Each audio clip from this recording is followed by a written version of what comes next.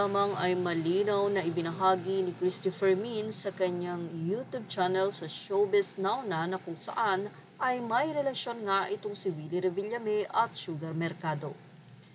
Nag-viral kasi sa social media ang pagbebenta ng bahay nitong si Sugar Mercado na kung saan ang dahilan daw nito ay dahil sa hindi na nga daw pagkakaunawaan nila Willie Revillame at Sugar.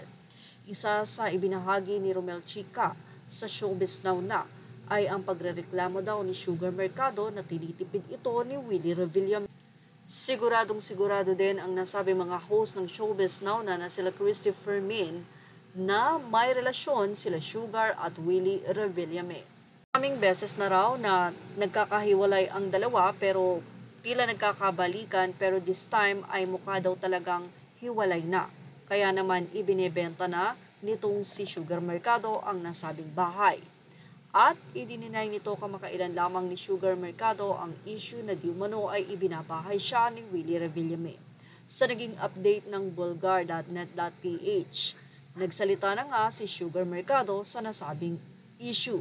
Sa naging latest interview kay Sugar Mercado, nakamusta ang relasyon nila ng TV host na si Willie Revillame na matagal nang nalilink sa kanya. Kamakailan lamang din ay lumabas na issue na matagal na raw may relasyon ng dalawa. 7 years na. Ayon sa dating co-host ni Kuya Will, hindi ko alam kung saan nanggagaling yun eh. Saka basta okay kami. Huwag nang palakihin, okay kami ni Kuya Will. Yan ang naging pahayag ni Sugar Mercado. Grateful daw siya dahil isa siya sa maraming natutulungan ng TV host. Mahal daw niya ang mga taong tumutulong sa kanya at si Kuya Will daw ay isa doon na tumulong sa kanya when she was struggling. Well, ngayon tatakbong senador si Kuya Will. Tutulungan ba niya sa pangangampanya ang TV host? Naging safe naman daw ang sagot ni Sugar. Aniya, she will be where she can earn money and she's just being practical as a single mother. Ang mensahe naman ng TV host, nasaksihan naman natin lahat, hindi lang ako ang natulungan niya, guys, maraming mahirap. At saksing buhay din ako sa mga natulungan niya. Hindi lang po ako, uulitin ko, saksing buhay tayong lahat na tumutulong talaga siya sa mahirap.